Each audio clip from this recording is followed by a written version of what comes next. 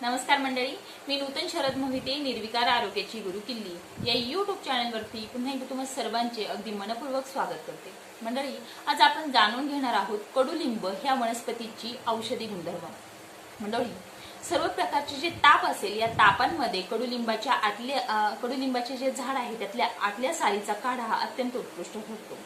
त्याचबरोबर दातांचे विकार असेल किंवा दाताच्या निरोगीपणासाठी किंवा त्याच्या आरोग्य राखण्यासाठी कडुलिंबाच्या आतली साल जी आहे या साल किंवा त्याचबरोबर त्याच्या काड्या चावून चावून देखील उत्कृष्ट ठरतात।